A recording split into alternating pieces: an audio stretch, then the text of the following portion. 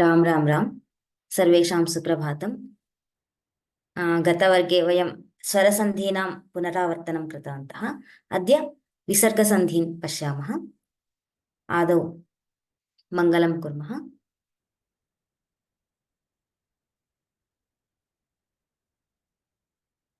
गुरुरेव गतिर्गुरुमेव भजे, गुरुणैव सहास्मि नमो गुरवे। न गुरोः परमं शिशुरस्मि गुरोः, मतिरस्ति गुरौ मम पाहि गुरो।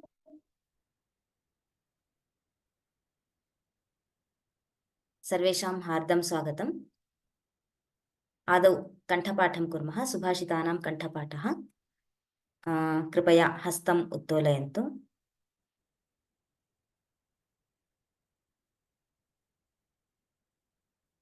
प्रकाश मोहिनी भगिनी। नमो नमः। नमो नमः। एकवारं वदामि, द्विवारम् अनुवदन्तु।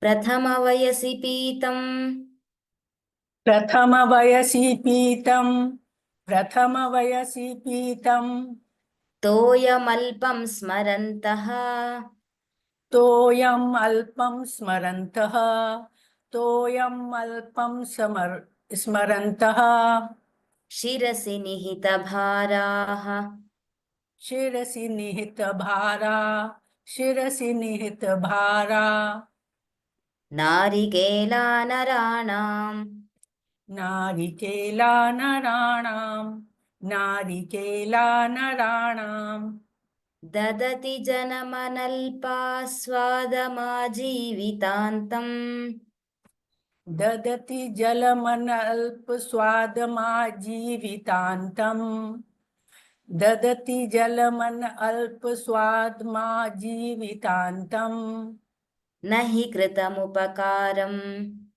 न हि कृतमुपकारम् न हि कृतमुपकारम् साधवो विस्मरन्ति। साधवो विस्मरन्ति साधवो विस्मरन्ति। धन्यवादः भगिनी। अग्रे यामिनी भगिनी। नमो नमः। नमो नमः।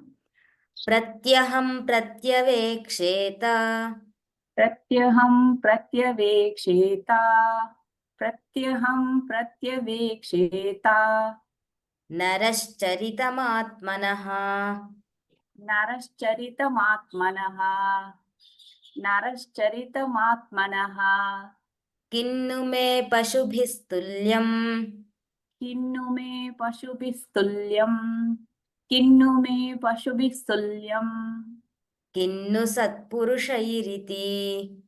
किन्नु सत्पुरुषैरिति किन्नु सत्पुरुषैरिति। धन्यवादः भगिनी।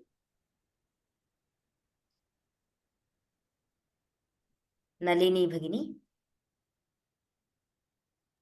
नमस्ते। नमस्ते। निन्दन्तु नीतिनिपुणाः, निन्दन्तु नीतिनिपुणाः निन्दन्तु नीतिनिपुणाः यदि वास्तुवन्तु यदि वास्तुवन्तु यदि वास्तुवन्तु लक्ष्मीः समाविशतु, लक्ष्मी समाविशतो लक्ष्मी समाविशतो गच्छतु वा यथेष्टम्, गच्छतु वा यथेष्टम् गच्छतु वा यथेष्टम् अद्यैव वा मरणमस्तु, अद्यैव मरणमस्तु अद्यैव मरणमस्तु अद्यैव वा मरणमस्तु, अद्यैव वा मरणमस्तु अद्यैव वा मरणमस्तु युगान्तरे वा युगान्तरे वा युगान्तरे वा न्यायात् पथः, न्यायात् पथः न्यायात् पथः प्रविचलन्ति प्रविचलन्ति प्रविचलन्ति पदन्न धीराः, पदं न धीराः पदं न धीराः। धन्यवाद। धन्यवादः भगिनी।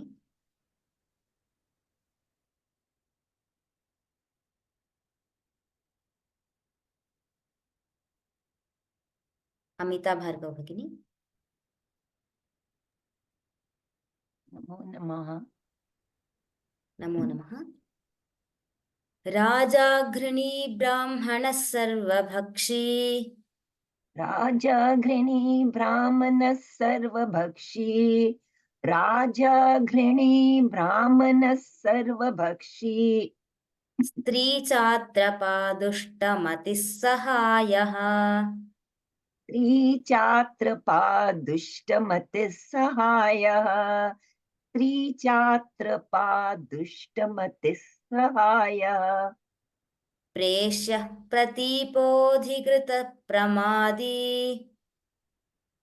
प्रेष्यः प्रतिपोधिककृतः प्रमादी प्रेष्यः प्रतिपोधिककृतः प्रमादी त्याज्या अमीयश्च कृतं न वेत्ति त्याज्यामीयश्च कृतं न वेत्ति त्याज्यामीयश्च कृतं न वेत्ति। धन्यवादः भगिनी। धन्यवादः।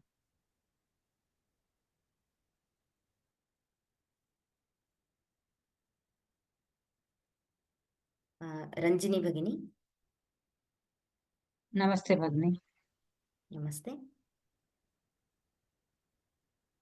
विद्यया विमलयाप्यलङ्कृतः विद्यया विमलयाप्यलङ्कृतः विमलया विद्यया विमलयाप्यलङ्कृतः विमलयाप्यलङ्कृतः विमलयाप्यलङ्कृतः विमलया अपि अलङ्कृतः विमलयाप्यलङ्कृतः विमलयाप्यलङ्कृतः अप्यलङ्कृतः अप्यलङ्कृतः अप्यलङ्कृतः विमलयाप्यलङ्कृतः विमलयाप्यलङ्कृतः Yes. विमलया विद्यया विद्यया विमलयाप्यलङ्कृतः विद्यया विमलयाप्यलङ्कृतः दुर्जनः सदसि मास्तु कश्चन दुर्जनः सदसि मास्तु कश्चन दुर्जनः सदसि मास्तु कश्चन साक्षरा हि विपरीतताङ्गताः साक्षरा हि विपरीतताङ्गताः साक्षरा हि विपरीतताङ्गताः केवलं जगति तेऽपि राक्षसाः केवलं जगति तेऽपि राक्षसाः केवलं जगति तेऽपि राक्षसाः। धन्यवादः भगिनी। धन्यवाद।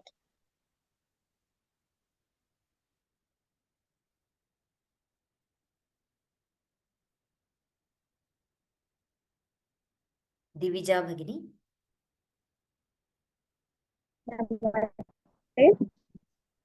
नमस्ते। पौलस्त्यः कथमन्यदारहरणे पौलस्त्यः कथमन्यदारहरणे पौलस्त्यः कथमन्यदारहरणे दोषन्न विज्ञातवान् दोषन्न विज्ञातवान्। Is it doshan or is it dosham na vijnata? दोषं न, you can tell like that also. While pronouncing with sandhi, doshanna vijnatavan. Doshanna vijnatavan. Ramenapi kathanna. Ramenapi kathanna. Ramenapi kathanna. हेमहरिणस्या सम्भवो लक्षितः हेम हेमहरिणस्या हेमहरिणस्यासम्भवो लक्षितः हेमहरिण हरिण हे, हेमहरिणस्य सम्भवो लक्षितः अक्षैश्चापि युधिष्ठिरेण अक्षयश्चापि युधिष्ठिरेण अक्षयश्चापि युधिष्ठिरेण सहसा सहसा प्राप्तो ह्यनर्थः कथम् प्राप्तो प्राप्तो ह्यन प्राप्तो ह्यन ह्यनर्थः कथम् प्राप्तो ह्यनर्थः कथम् प्राप्तो ह्यनर्थः कथम् प्रत्यासन्न विपत्तिमूढमनसाम् प्रत्यासन्न विपत्तिमूढमनसाम् प्रत्यासन्न विपत्तिमूढमनसाम् प्रायो मतिः क्षीयते प्रायो मतिः क्षीयते प्रायो मतिः क्षीयते धन्यवादः धन्यवादः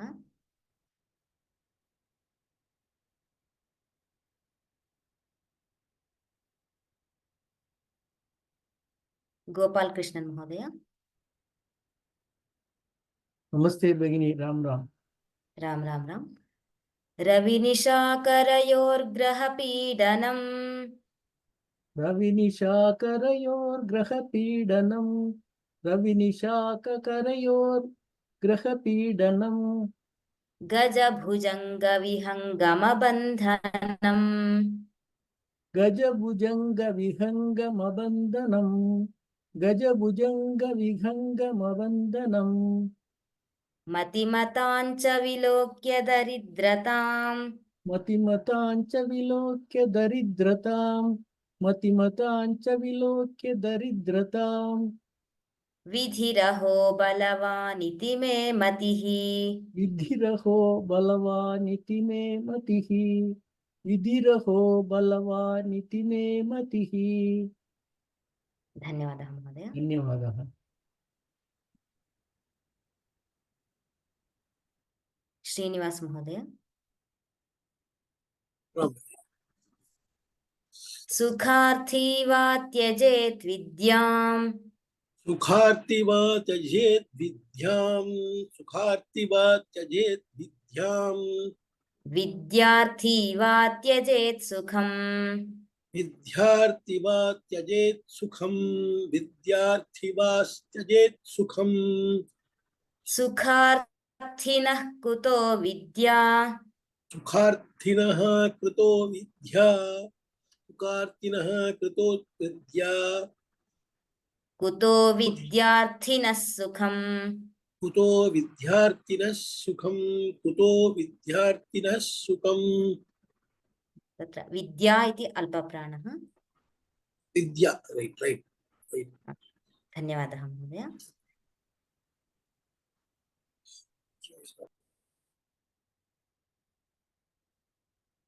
जयराम महोदय ओके जयन्ति ते सुकृतिनः जयन्ति ते सुकृतिनः जयन्ति ते सुकृतिनः रससिद्धाः कवीश्वराः रससिद्धाः कवीश्वराः रससिद्धाः कवीश्वराः नास्ति तेषां यशः काये नास्ति येषां ते यशः काये नास्ति येषां यशः काये नास्ति तेषां यशः काये नास्ति तेषां यशः काये नास्ति तेषां यशः काये जरामरणजं भयम् जरामरणजं भयम् जरामरणजं भयम् धन्यवादाः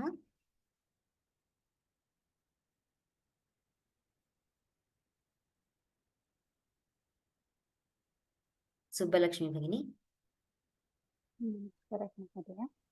नमस्ते यथा कन्दुकपातेन यथा कन्दुकपातेन यथा कन्दुकपातेन उत्पतत्यार्यः पतन्नपि उत्पतत्यार्यः पतन्नपि उत्पतत्यार्यः पतन्नपि यथा कन्दुकपातेनोत्पतत्यार्यः पतन्नपि यथा कन्दुकपातेनोत्पतत्यार्यः पतन्नपि यथा कन्दुकपातेनोत्पतत्यार्यः पतन्नपि तथा त्वनार्यः पतति तथा त्वनार्यः पतति तथा त्वनार्यः पतति मृत्पिण्डपतनं यथा मृत्पिण्डपतनं यथा मृत्पिण्डपतनं यथा धन्यवादाः भगिनी। धन्यवादः।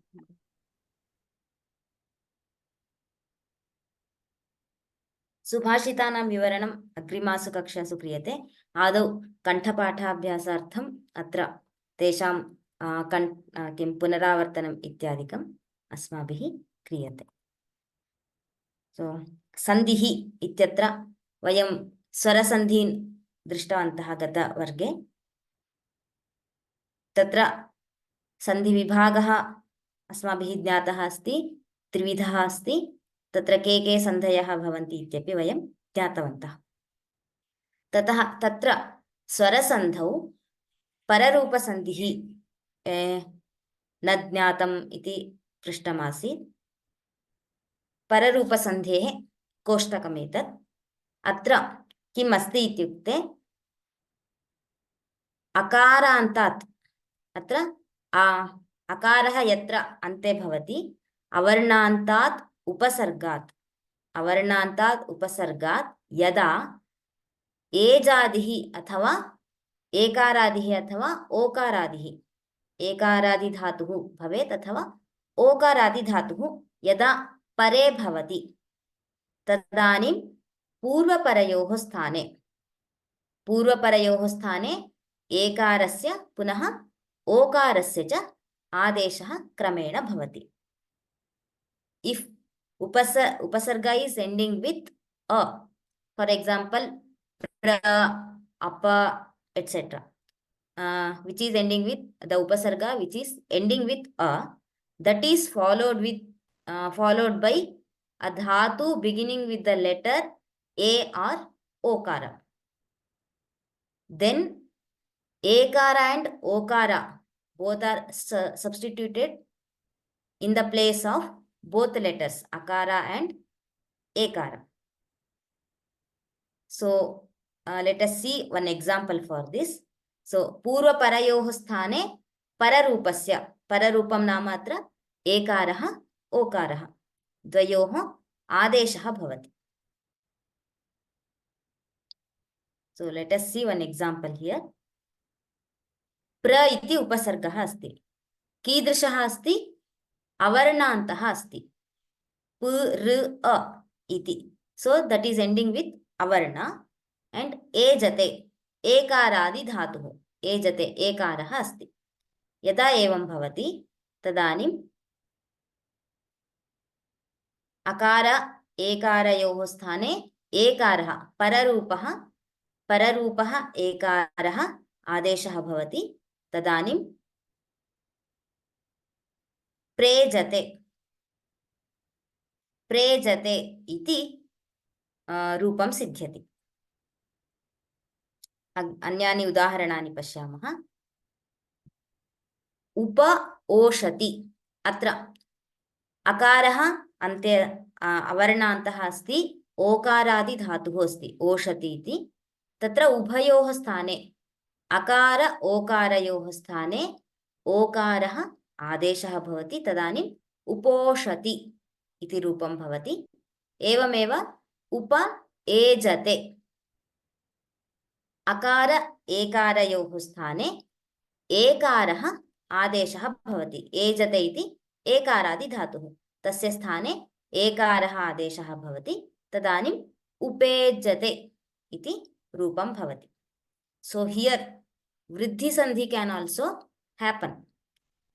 परन्तु पररूप संधिः overrules वृद्धि संधि because अत्र एकारादि धातुः एव भवेत् इति नियमः अस्ति. यद्यपि वृद्धिसन्धेः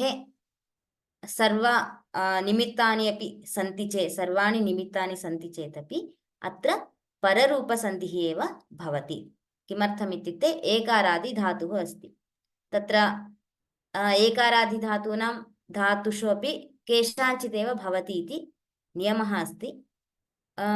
That will we can learn in the in advanced level we can learn that. So एकारादि धातवः कीदृशः भवन्ति? एठते, एजते, ओकारादिः ओषति, ओखते इत्यादयः एवं धातवः सन्ति तत्र. तदाधारेण वयं पररूपसन्धिं कर्तुं शक्नुमः. So now we will go to विसर्गसन्धि. विसर्गसन्धिः कदा भवति इति अस्माभिः ज्ञातमस्ति. So विसर्गस्य स्थाने when visarga is followed by a vowel or consonant, then visarga is takes place different forms.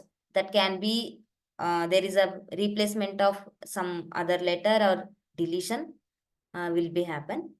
So there are 5 types are there.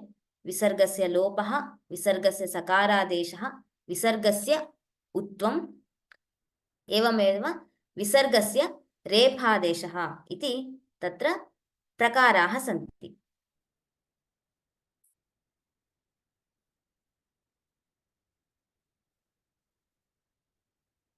विसर्गस्य जिह्वामूलीयः उपध्मानीयश्च इति. तत्र अस्माभिः किं तत्र अत्र विसर्गसन्धौ कर्कशव्यञ्जनानि मृदुव्यञ्जनानि कानि इति अस्माभिः ज्ञातव्यानि भवन्ति. सो मृदुव्यञ्जनानि प्रत्येकं वर्गस्य तृतीय चतुर्थ पञ्चमवर्णाः, एवमेव य ऋ ल व ह इत्येतानि मृदुव्यञ्जनानि भवन्ति. कर्कशव्यञ्जनानि वर्गाणां प्रथम द्वितीय वर्णाः, एवमेव ष ष स इत्यादयः कर्कश इत्यादीनि कर्कशव्यञ्जनानि भवन्ति. तत्र लोपे विसर्गसन्धिः प्रथमं लोपः कदा भवति इति गतपर्याये ज्ञातवन्तः. सो ह्रस्वात् अकारात् परस्य विसर्गस्य अकारं वर्जयित्वा अन्येषु स्वरेषु परेषु लोपो भवति. For this we have seen the example सेवकः इति. So ह्रस्व अकारः अस्ति, सेवकः इत्यत्र ह्रस्व अकारः अस्ति. तस्य परे किम् अस्ति? इति अस्ति. अकारं विना यत्किमपि यः कोऽपि स्वरः भवितुं शक्यते. अकारं विना अन्येषु स्वरेषु परेषु लोपः भवति. कस्य लोपः? विसर्गस्य लोपः भवति. देन् सेवक इति एवं भवति. एवमेव आकारात् परस्य विसर्गस्य स्वरे अथवा मृदुव्यञ्जने च परे विसर्गस्य लोपः भवति. आकारः अस्ति, बालाः गच्छन्ति. बालाः इत्यत्र आकारः अस्ति. आकारात् विसर्गः अस्ति. स्वरः अथवा मृदुव्यञ्जनं परे अस्ति चेत् गच्छन्ति इत्यत्र गकारः मृदुव्यञ्जनम्. अतः तदानीं विसर्गस्य लोपः भवति. उदाहरणं तदा किं भवति? बाला गच्छन्ति इति भवति. एवमेव सः अथवा एषः एतयोः पदयोः परे अकारं वर्जयित्वा अकारं विहाय अन्येषु वर्णेषु परेषु लोपः विसर्गस्य लोपः भवति. उदाहरणं सः एव.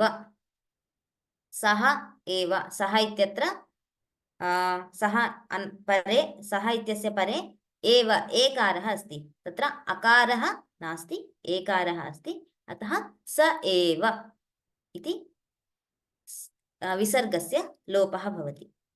अपरः कश्चन नियमः अस्ति, अकारं विना अन्येभ्यः स्वरेभ्यः, अत्र अकारः नाम अकारः अथवा आकारः उभयम् अपि स्वीकरणीयम्, अन्येभ्यः स्वरेभ्यः परस्य विसर्गस्य रेफे परे लोपः भवति। रेफः यदि परे अस्ति चेत्, उदाहरणार्थं रचयति, तत्र रेफः अस्ति, एवं परे अस्ति चेत् विसर्गस्य लोपः भवति।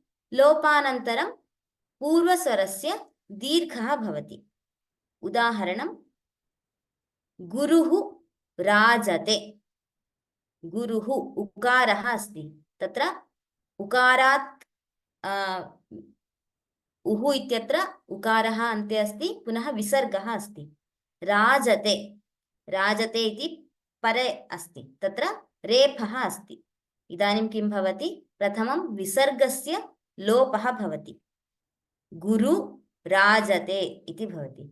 विसर्गस्य लोपानन्तरं पूर्वस्वरस्य उकारस्य किं भवति? दीर्घः भवति, तदानीं गुरु राजते।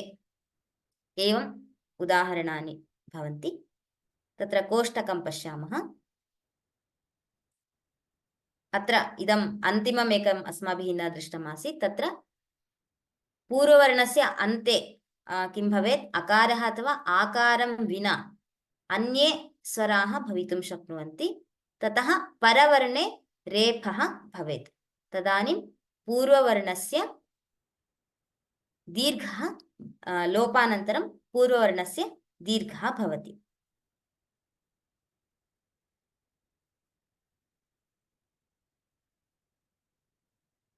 इदमपि गतपर्याये अस्माभिः दृष्टं। बालः इति, अत्र विसर्गस्य लोपः अस्ति।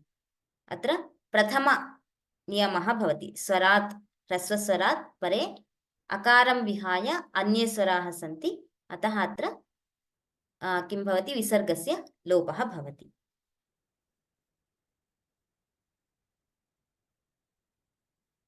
अत्र इदानीं उत्तरं वक्तुं ये इच्छन्ति, you can raise your hand. Hema भगिनी। नमस्कार। नमस्ते। रामः इव रामेव। रामः इव रामेव। रामेव इति भवति वा, राम इव इति भवति वा? राम इव इति भवति, विसर्गः विसर्गः इति भवति। एकः प्रश्नः अस्ति, प्र इति भवती उक्तवती, प्र इति किं? something else you said. उपसर्ग। न, there was something else about the varna. अवर्णान्तात् उपसर्ग. What is avarna? अवर्ण, अकारः. So this is avarna. Oh, avarna. Okay, avarna. धन्यवादः. Okay, धन्यवादः भगिनी।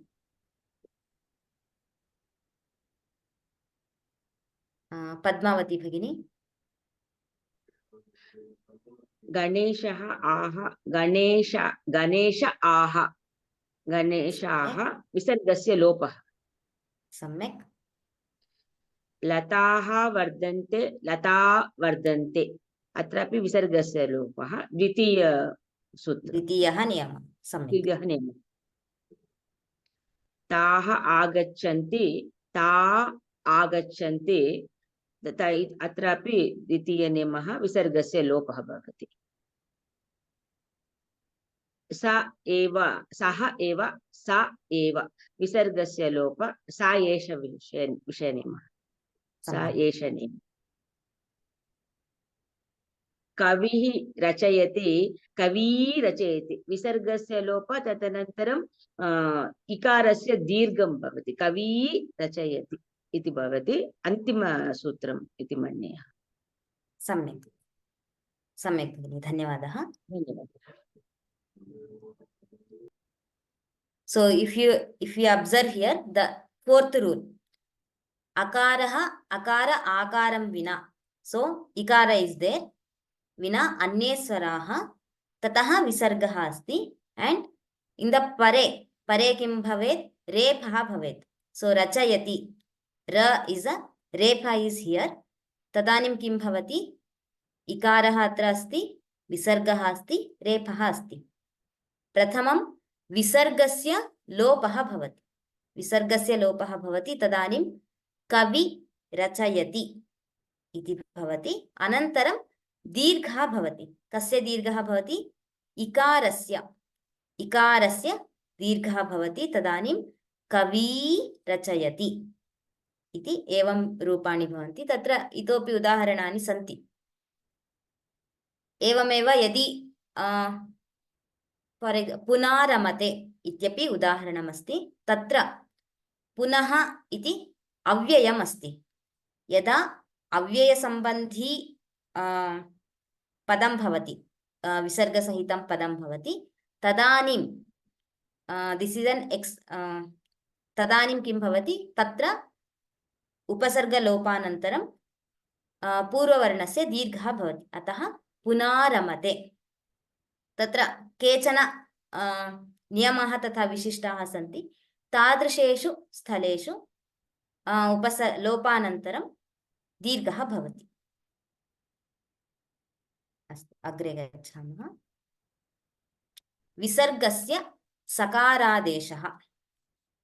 इदानीं विसर्गस्य स्थाने विसर्गस्य लोपः कथं भवति इति ज्ञातवन्तः। इदानीं विसर्गस्य स्थाने सकारः कथम् आदेशः भवति इति पश्यामः। यदा विसर्गात् क, ख, प, फ एतान् वर्जयित्वा अवशिष्टानि कर्कशव्यञ्जनानि पराणि भवन्ति, तदानीं विसर्गस्य स्थाने सकारादेशः भवति। So when visarga is followed by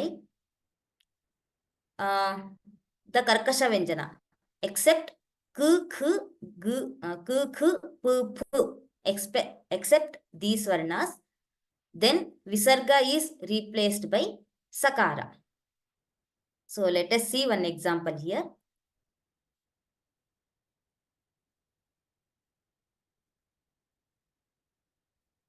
बालः तत्र।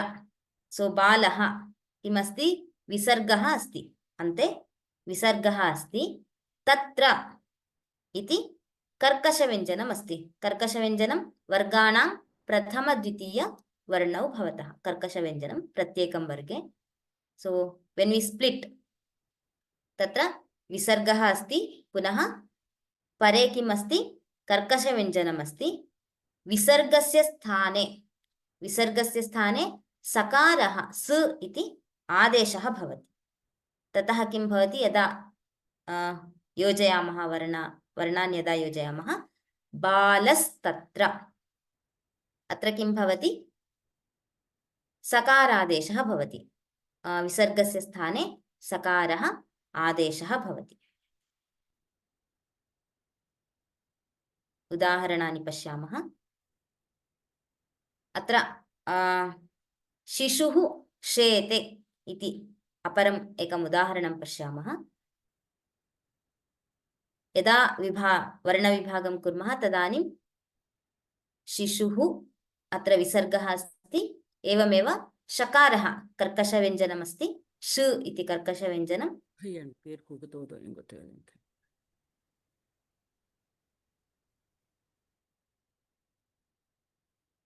तदानीं विसर्गस्य स्थाने स इति आदेशः भवति।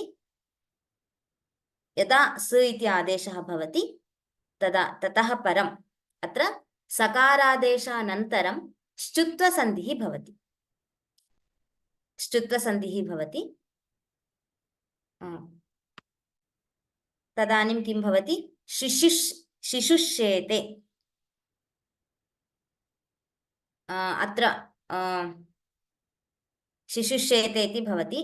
क्वचित् उदाहरणार्थं रामश्च कृष्णश्च इत्यादि उदाहरणानि स्वीकुर्मः चेत्, तत्र किं भवति, सकारादेशः आदौ भवति, ततः श्चुत्वसन्धिः भवति। श्चुत्वसन्धिं वयम् अग्रे पश्यामः। अत्र सम्प्रति शिशुः शेते इत्यत्र शिशुश्शेते इति भवति।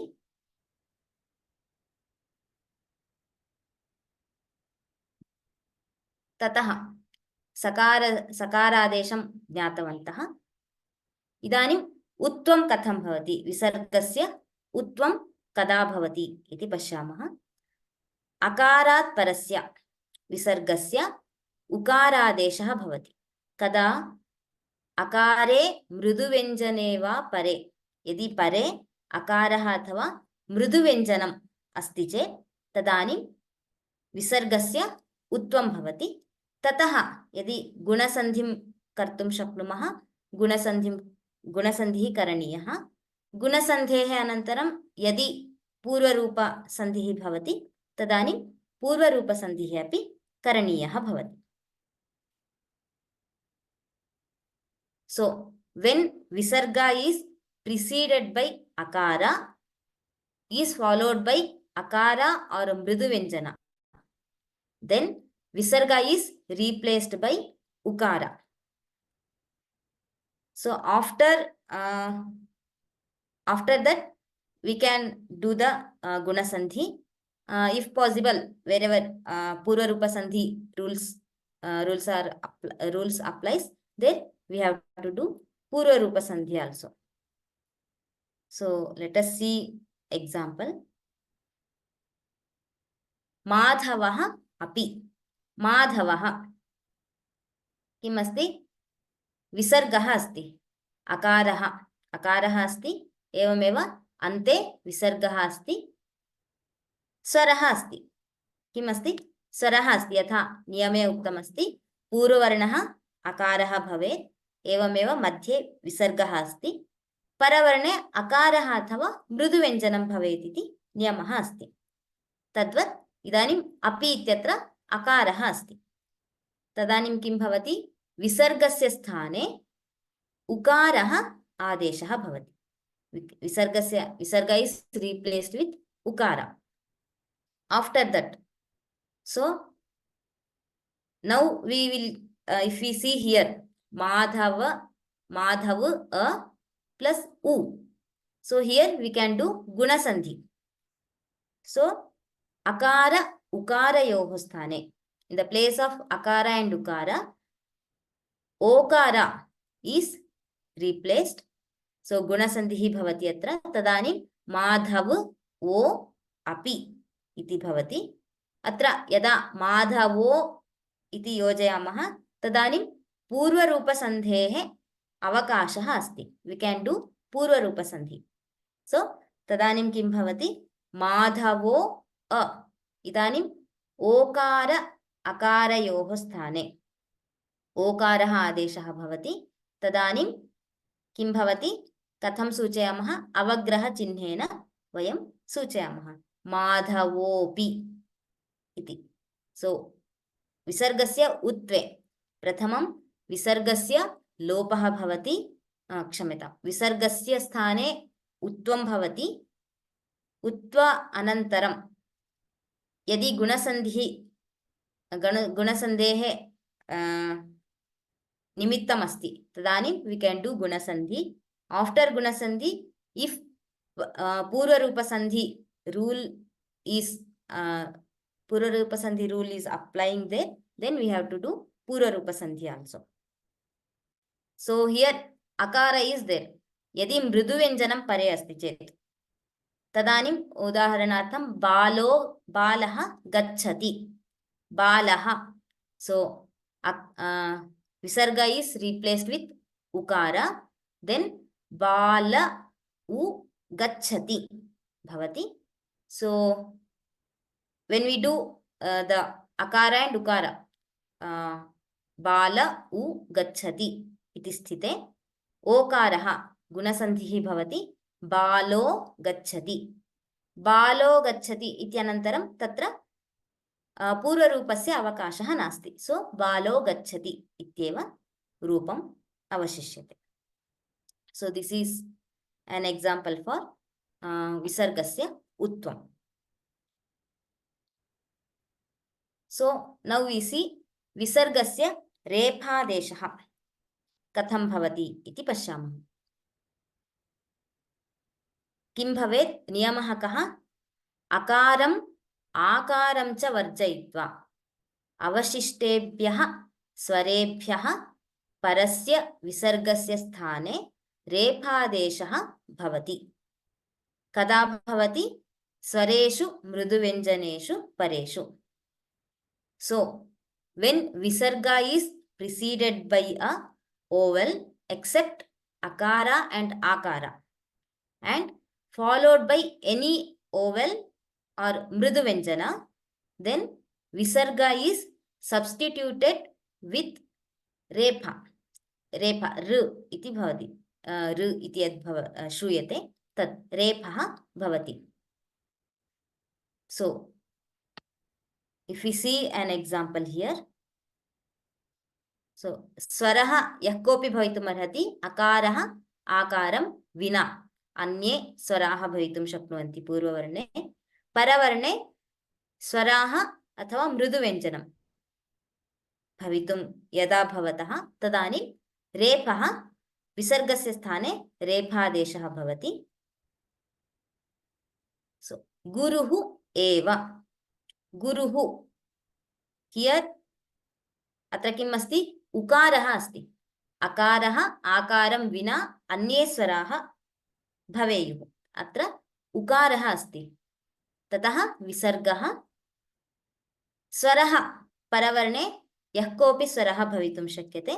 So ekara is an vowel. So विसर्गस्य स्थाने किं भवति? रेफः, रेफः ऋ इति यद्वदामः, रेफः आदेशः भवति।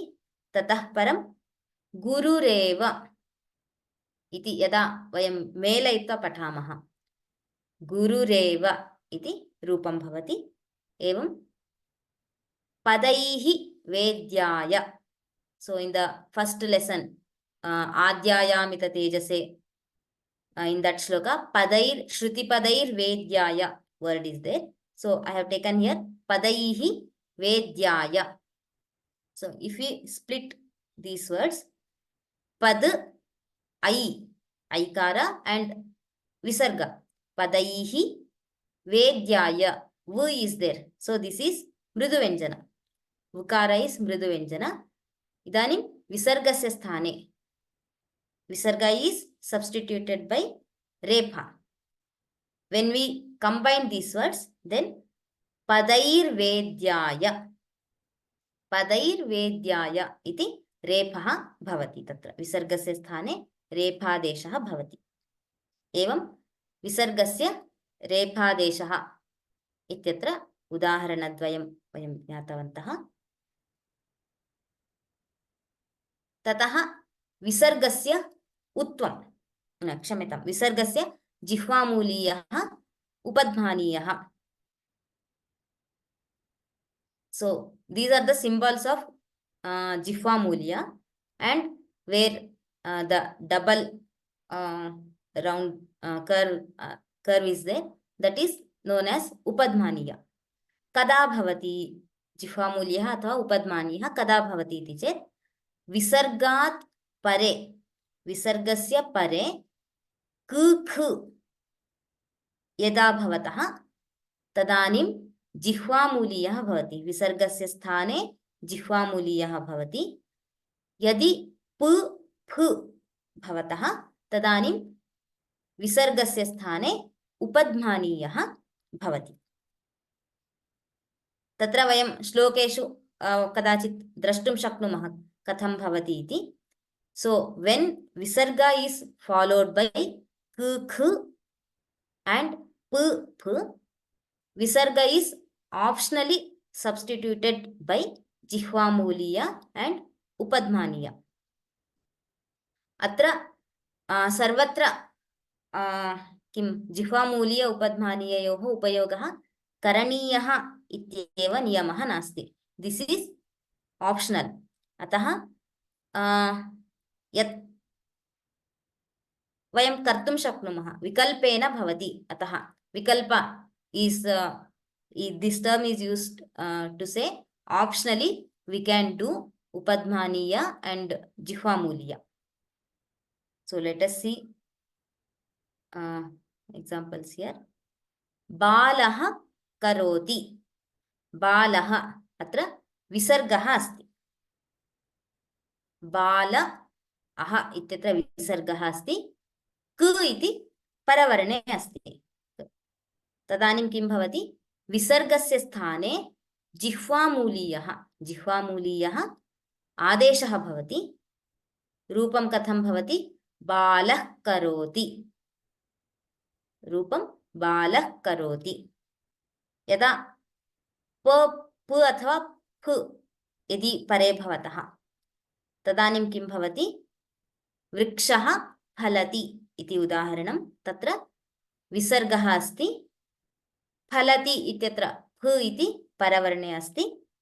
इदानीं विसर्गस्य स्थाने उपध्मानीयः आदेशः भवति. तदानीं कथं लिख्यते वृक्षः फलति.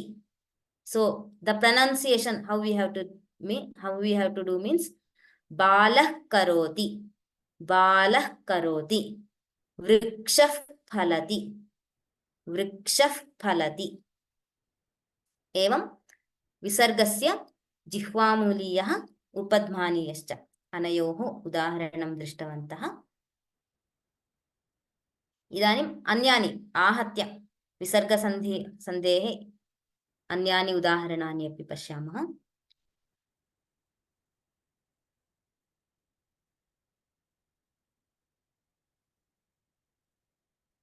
So those who want to answer, you can raise your hand. Subbalakshmi Bhagini.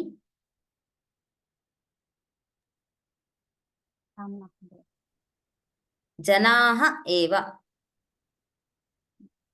तत्र विसर्गलोपः भवति. लोप द्वितीयनियमः अस्ति. आकारः अस्ति पूर्वपदे, विसर्गः लोपः. परपदे स्वरः अन्यस्वरः अस्ति. अन्यस्वरः. द्वितीयम् उदाहरणम् एषः आगतः. तत्र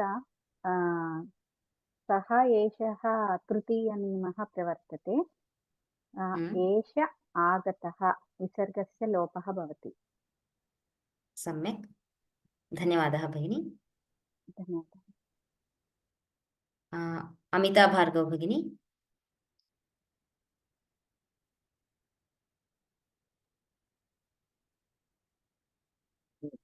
संजय उवाच अन्यस्वरः उ अस्ति, अतः विसर्गलोपः. संजय उवाच. Which rule is applying here? In the lopa 4 rules are there, right? So which one? First one or second one? Probably first. Yes, first one. अकारान्तः अस्ति. सम्यक्, लोपः भवति. द्वितीयं भगिनी धनुः टङ्कारः. धनुः टङ्कारः ट ठ ड ढ ञ. धनुः अकार शब्द नास्ति, उकार शब्दः. तो धनुर् टङ्कारः रेफा आगमन्. धनुर् अत्र सकारादेशः भवितुं शक्यते वा? धनुस् ष्टुत्वं धनुष् टङ्कारः. सम्यक्, धन्यवादः भगिनी. अत्र सकारादेशः भवति. विसर्गस्य परे किम् अस्ति? कर्कषव्यञ्जनम् अस्ति, क्षम्यतां, मृदुव्यञ्जनम् अस्ति. अतः अत्र किं भवति? विसर्गस्य सकारादेशः इति नियमः अत्र अप्लै भवति. अतः धनुष्टङ्कारः. सकारादेशानन्तरं किं भवति? ष्टुत्वं भवति. ततः धनुष्टङ्कारः इति रूपं वयं प्राप्नुमः. नेक्स्ट रञ्जनी भगिनी. Bhagini, I couldn't understand Dhanushtankarah. सो धनुः टङ्कारः इति अस्ति. विसर्गस्य सकारादेशः अस्ति खलु, तत्र कः नियमः अस्ति? Sa will turn to sha. हा, तत्र कानि वर्णानि परे भवेयुः? एकं कर्कश, हा, कर्कशव्यञ्जनं व्यञ्जनानि परे भवेयुः. तत्र ष ष स इत्यत्र तत्रापि परे तानि अपि परे भवितुम् अर्हन्ति, अथवा च छ ट ठ त थ एतानि अपि कर्कशव्यञ्जनानि परे भवितुम् अर्हन्ति. अत्र टकारः किमस्ति? कर्कशव्यञ्जनम् अस्ति. तदानीं मृदुव्यञ्जनम् इति उक्तम् इति चिन्तयामि. कर्कशव्यञ्जनं टकारः टङ्कारः इत्यत्र कर्कशव्यञ्जनम् अस्ति. अतः इदानीं किं भवति? विसर्गस्य स्थाने धनुः इत्यत्र विसर्गस्य स्थाने स आदेशः भवति. इदानीं सकारः आदेशः जातः. सकार आदेशानन्तरं यदि ष्टुत्वसन्धेः नियमः तत्र अप्लै भवति, सो ष्टुत्वसन्धौ शकार टवर्गाभ्यां योगे तत्र that part I couldn't understand. that we will learn in the next classes, Bhagini. So Shtutva Sandhi applies there. That's why Dhanushtankarah iti rupam bhavati. Guruhu cha. Guru ukarant plus chakarant. U will become O. Guru cha. No, here also same sakaradesha only. Acha cha ja ja. So it will become Gururcha. Guruscha. Samyak. Same here also. Same, after sakaradesha. 1 minute. Manashantihi. Yes. Rule I have not understood, but I could make it out. Sakaradesha manashantihi. Yes. So I will explain that. Dhanyavadaha. So here if we see Guruhu cha, Visargaha asti and Chavarga, Karkasha Vyanjana is there. So after Visargasya Sakaradeshaha bhavati. Tadanim kim bhavati? Guru s cha iti bhavati. After this, after Sakaradesha, Chutva Sandhi rule will apply. So that's why Guruscha iti bhavati. Yatra सकारादेशानन्तरं ष्टुत्व अथवा ष्टुत्व सन्धेः प्रसक्तिः अस्ति. If the after sakaradesha, if ष्टुत्व or ष्टुत्व sandhi applies, then we have to do ष्टुत्व or ष्टुत्व sandhi. Later we will get the final form. So in the both places after sakaradesha, in Dhanushtankara, after sakaradesha, ष्टुत्व sandhi is rule is applied, and in Guruscha, after sakaradesha, ष्टुत्व sandhi rule is applied here. That's why it is an example for sakaradesha sandhi, visargasya sakaradesha. And in manashantihi, here also the karkasha vyanjana sh is karkasha vyanjana. So after visarga, visargasya sthane sh iti आदेशः भवति and मनश्शान्तिः इति मेलयित्वा पठनीयम्. राजगोपालन् महोदय,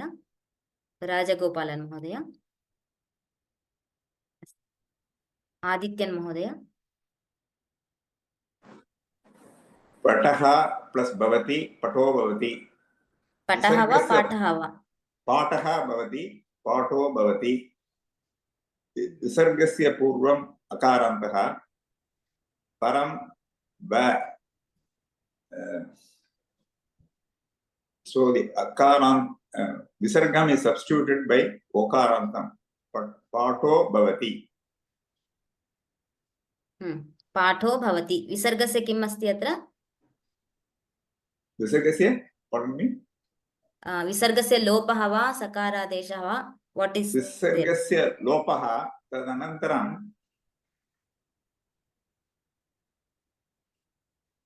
आ plus उत्वं भवति. उत्वं भवति. उत्वं भवति. धन्यवादः. One more example महोदय. Yes.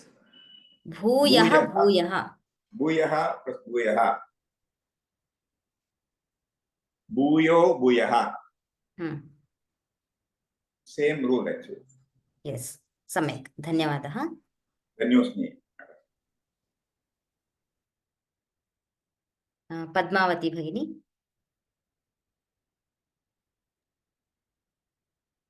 Yes, madam. सः प्लस अवदत् विसर्गस्य परम् अकारम् अस्ति, विसर्गस्य पूर्वमपि अकारम् अस्ति. सो स विसर्गस्य स्थाने उत्वम् आगच्छति. सो स प्लस उ प्लस अवदत्, स प्लस उ. सो आफ्टर अगेन अकारम् अस्ति. सो पूर्वरूप सन्ति. सो वदत् madam. So ब्रवीत्. Next one. Bravit. So bravit. Correct. Yes. Guruhu plus trata. Yeah. So guruhu visargasya purvam ukaram asti. Param takaram eva. Trata it plus raganam. So takaram asti. So in the place of takaram too, it is karkasha vyanjanam asti madam. So gurur trata repah वा सकारः वा कर्कषव्यञ्जनमस्ति चेत् किं भवति? कर्कषव्यञ्जनम् always first सकारः एव आगच्छति. Yes madam. So kasara. So gurus त्राता तकारम् अस्ति, अतः चुत्वा न सम्भवति. सो गुरुस् त्राता एव. गुरुस् त्राता. धन्यवादः. अन्येषां धन्यवादः. नलिनी भगिनी.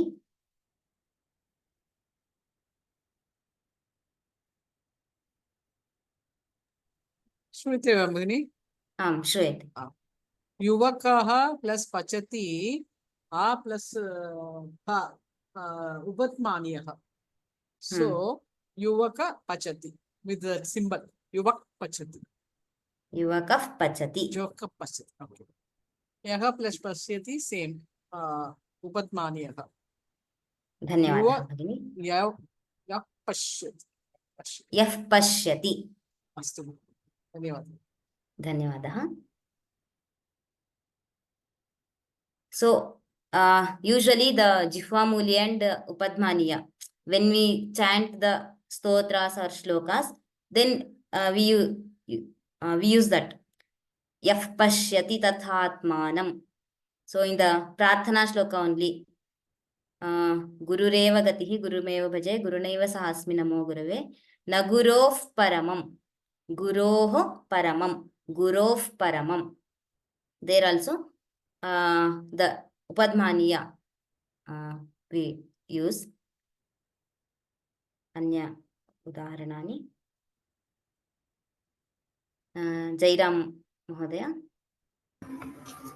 बालः तथैव सकारादेशः. सम्यक्.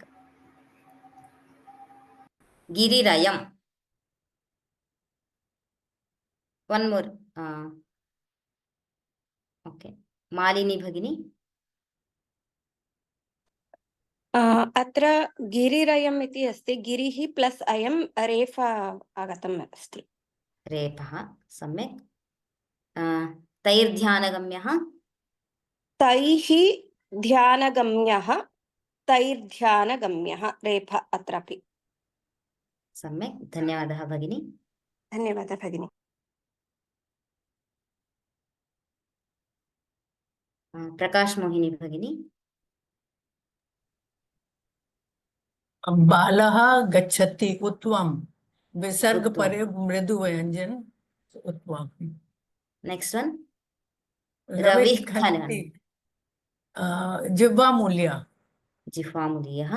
अन्तर्भवति. अन्तः भवति. विसर्ग परे मृदु व्यंजन रेफादेशः. रेफादेशः. सम्यक्. धन्यवादः.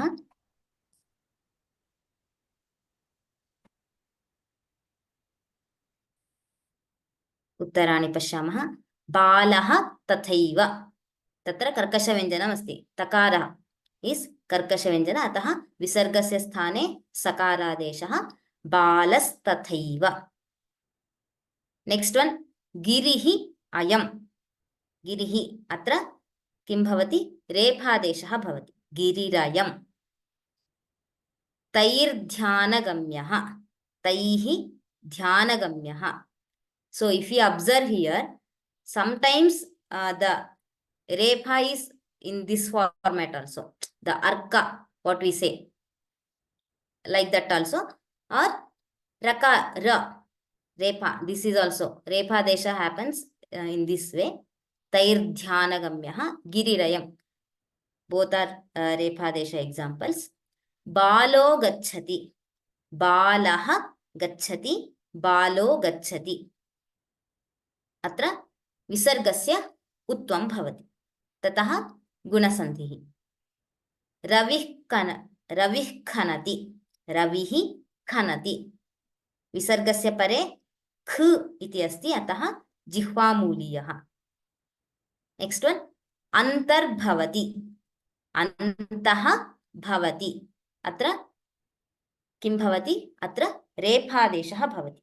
अन्तर्भवति इति रेफादेशः. गजः गच्छति. किं भवति विसर्गस्य? कर्कषव्यञ्जन.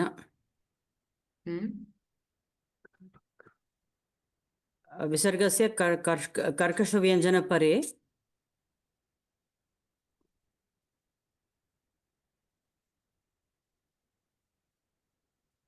So, sakaradesha, or what happens here? Gajaha gachati. Sakaradesha doesn't happen because it is there is karkasha vyanjana, so there is no sakaradesha. Okay. After then, the visarga. So karkasha vyanjanam varganam first, second, or third, fourth, fifth letters.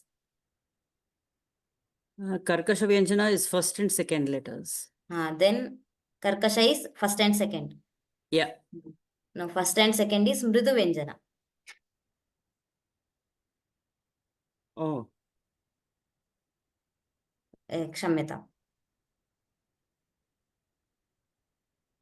First and second is karkasha vyanjana. So here, gacchati is vargasya tritiya varnaha. So, oh, that's mridu vyanjana. Sorry. Gajaha gacchati. So, what happens?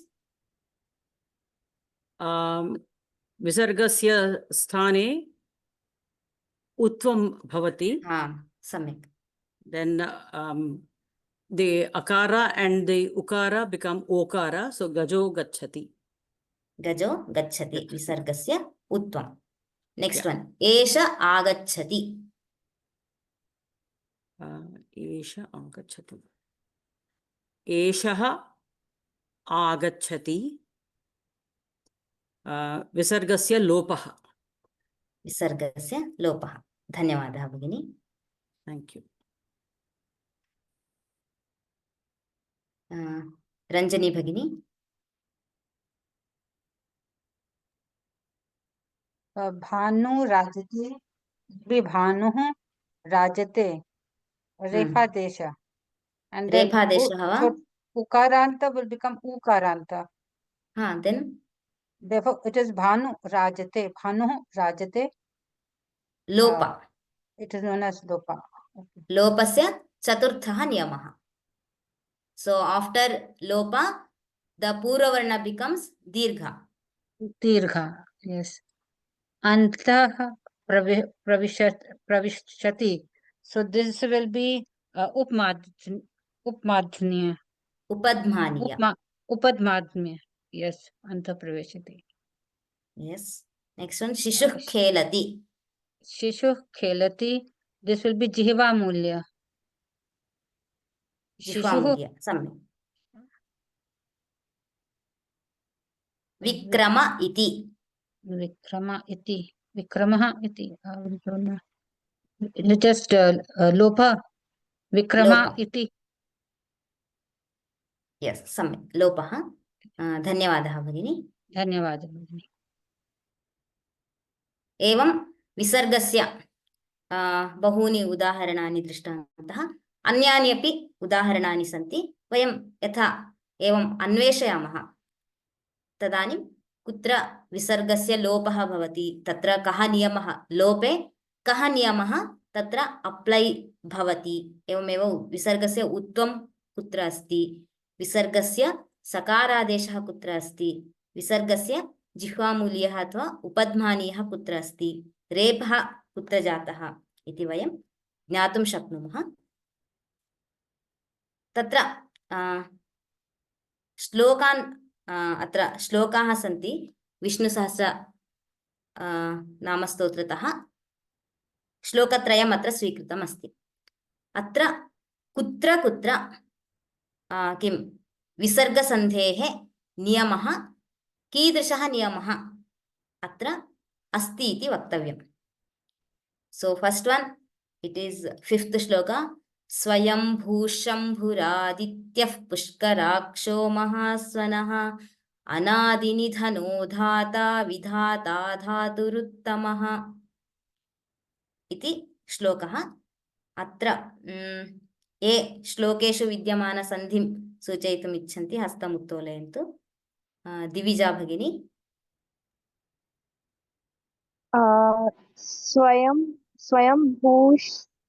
स्वयंभूशम्भु इत्यत्र स्वयंभूः शम्भु सकारादेशः यथा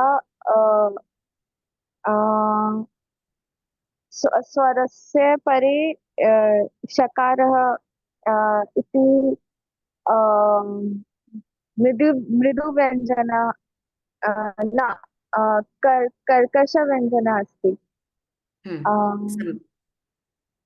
Next one. You can just tell which adesha, that much is enough. Okay, here sakaradesha. Next one. Sakaradesha. Shambhuः आदित्य रेफादेशः. रेफः सम्यक्. आदित्यः पुष्कराक्षो जिह्वामूल्यः उपध्मानीयः सम्यक्. पुष्कराक्षो महास्वनः इत्यत्र विसर्गस्य उत्वं भवति. सम्यक्, धन्यवादः भगिनी.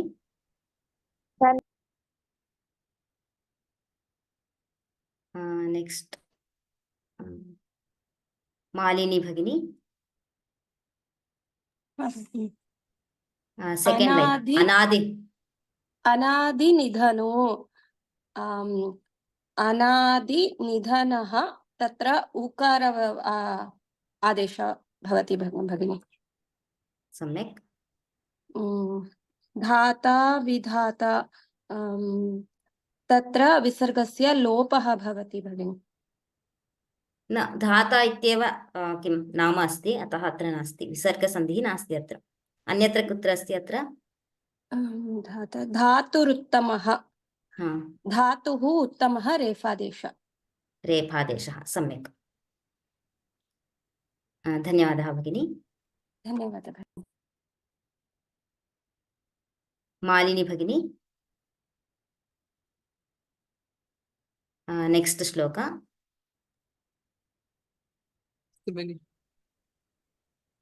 सुरेश शरणं. सकारः आदेशः विसर्गस्य सकारः शर्म विश्वरेता विश्वरेता इस् सिंगल पदम् विश्वरेता उपत्मानीयः उपत्मानीयः प्रजाभवः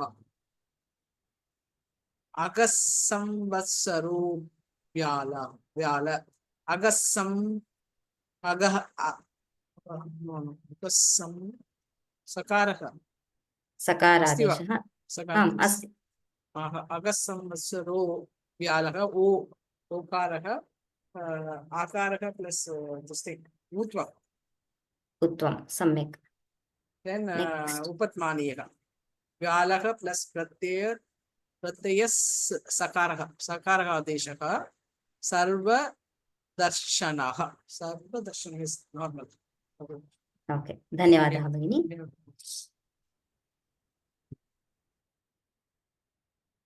पद्मावती भगिनी राम राम राम राम राम राम कामदेवः कामपालः अत्र विसर्गस्य जिह्वामूलीयः कामपालः कामी तत्रापि विसर्गस्य जिह्वामूलीयः कान्तः कृतागमः तत्रापि जिह्वामूलीयः विसर्गस्य जिह्वामूलीयः अनिर्देश वपुः वपुः विसर्गस्य विष्णु अनिर्देश वपुर्विष्णुः तत्र विसर्गस्य रेफादेशः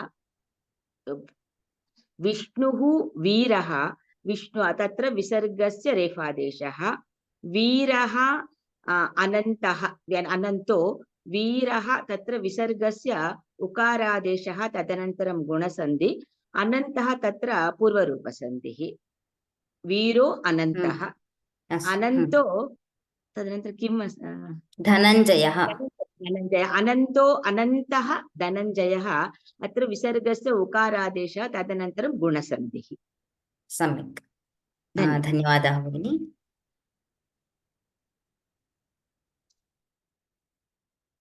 एवं तत्र श्लोकेषु अपि we can find the visarga sandhis एवं यदा वयं अन्वेषणं when we find searching when we do exercise like this then we will get more examples for visarga sandhi so after that we have to identify whether it is repha-desha or sakara-desha or utva like that we have to identify एवं अत्र अभ्यासार्थं मया दर्शितम् एतादृशक्रमेण अपि we can find more examples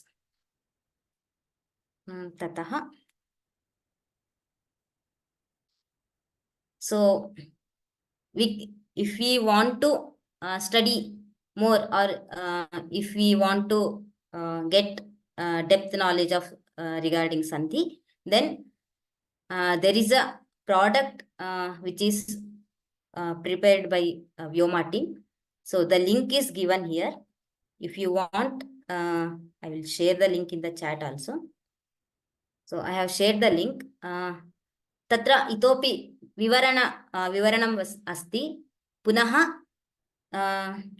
कुत्र किं न भवति अथवा कदा some of the अपवादा when it happens इत्यादि क्रमेण पुनः exercises also there you can learn more there so you can take that product the link is given in the chat box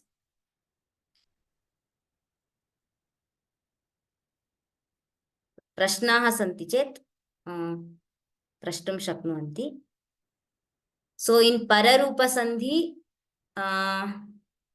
in paravarna ekaradi or okaradi dhatu should be there ejate oshati those are ekaradi or okaradi dhatus so that is the main rule in pararupa-sandhi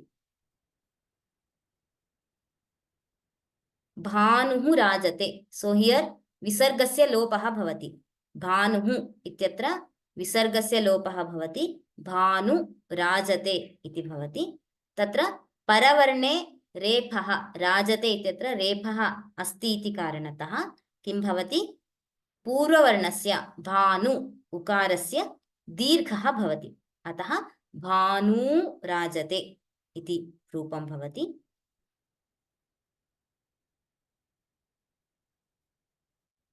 first in the Bhanu Rajate only, first Visarga will be deleted.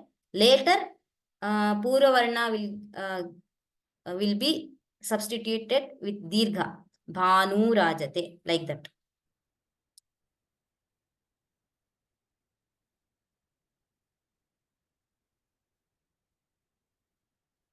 द्वित्वं तत्र तत्र व्यञ्जनसन्धौ तद् द्रष्टुं शक्नुमः महोदय भगिनी. There we will get to know about द्वित्वा.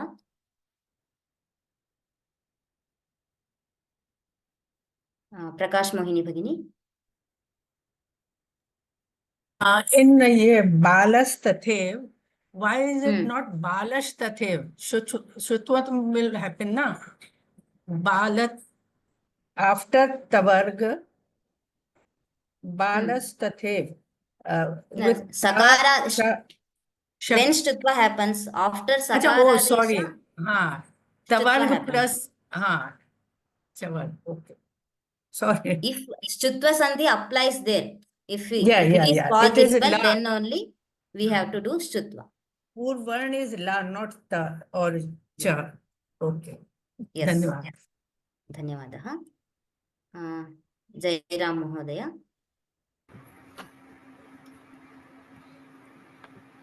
Ma'am.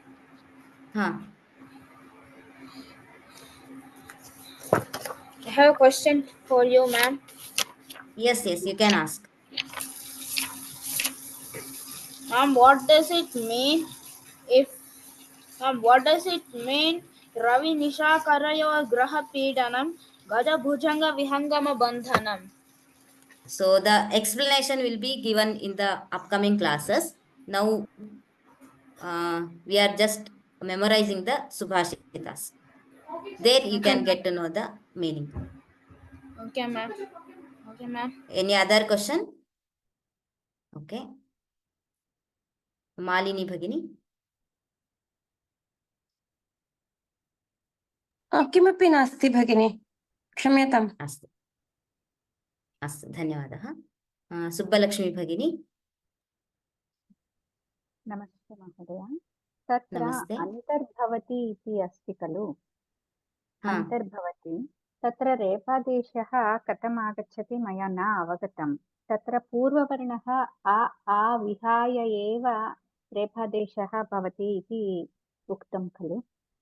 तत्र अन्तर् इत्युक्ते अन्तः इति किम् अस्ति? अव्ययम् अस्ति.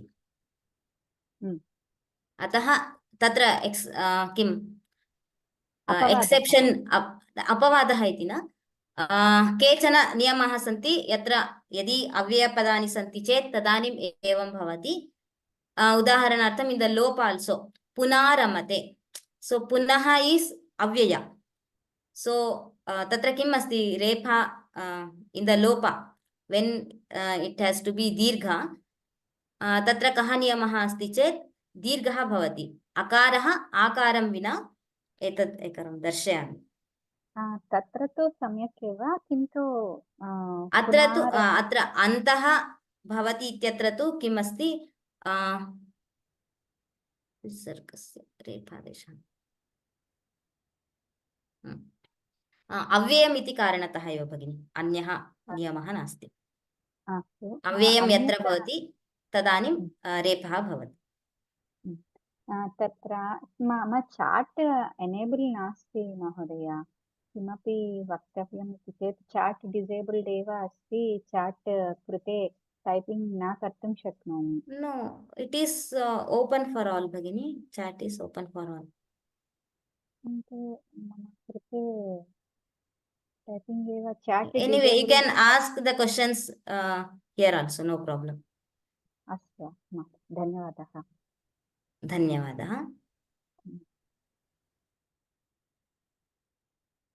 यामिनी भगिनी.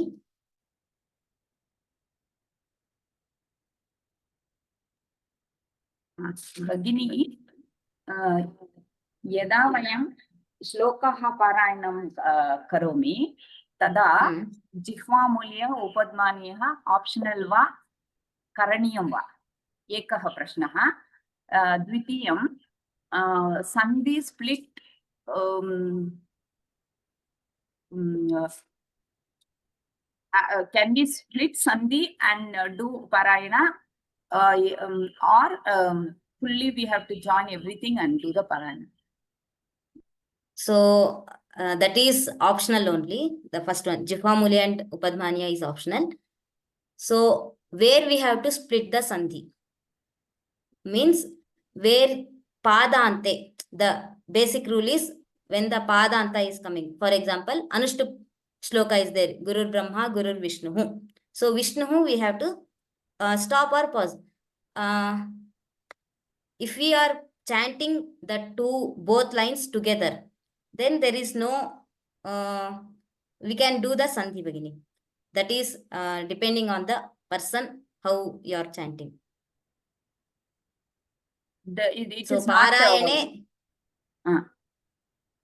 पारायणे तथा नियमः नास्ति. यदि सन्धिं कृत्वा एव पठ्यते अथवा पारायणं क्रियते, then we have to do sandhi for all.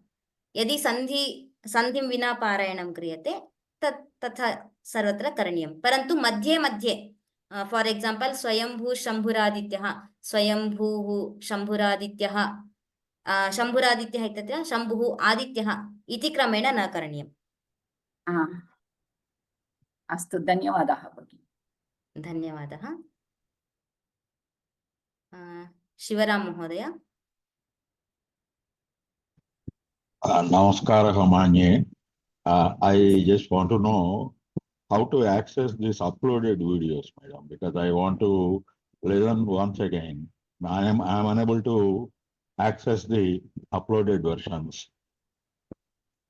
Okay, regarding the download, we'll check with the team, Mahodaya.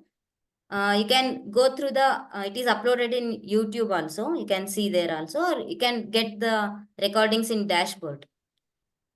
From YouTube, not from this Vyoma site. Vyoma site also you can access. Because In your I tried dashboard, in you can Vyoma, see. that's why I'm saying. I tried in No, Vyoma, I could not find anything. In your dashboard, can't you see any class recordings, anything, Mahodaya? If you go to your dashboard. I mean, previous recordings, madam, what is happening is, while in the live class, my focus is on the slide. So I want to listen once again. Okay, you can contact the support number, Mahodaya. They may resolve this issue. Yeah, because you have been saying that questions are uploaded and some clarifications are also uploaded, but then we should know how to access them also. Yes, you can contact the support number, Mahodaya. Okay, madam. Thank you very much. Okay, okay, धन्यवादः. Lalita Bhagini.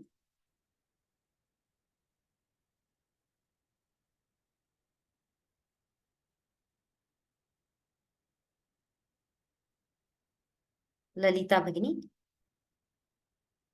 Can you hear me? Ram Ram Ram.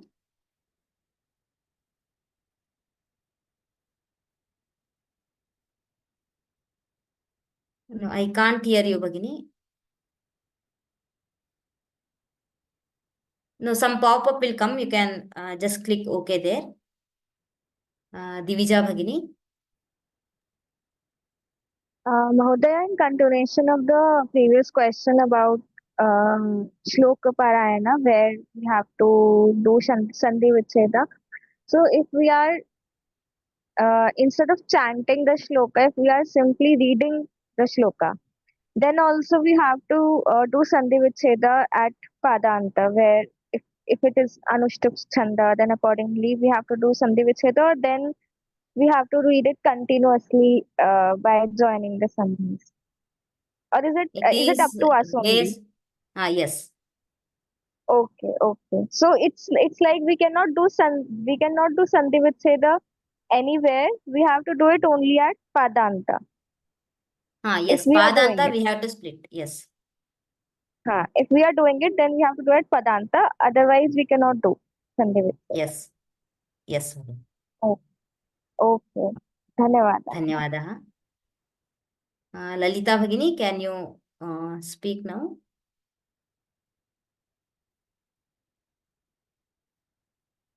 You're unmuted भगिनी, I can't hear you. अस्तु, तर्हि एतावता वयं किं विसर्गसन्धि सन्धौ कीदृशाः नियमाः सन्ति, कदा भवति इति ज्ञातवन्तः। कक्षासु वयं व्यञ्जनसन्धिं वयं ज्ञास्यामः। यावता इदानीं पठितवन्तः तावत् अभ्यासं कुर्मः।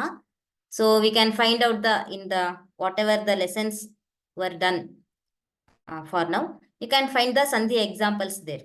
You can list out the swara sandhi and visarga sandhi examples from the lesson.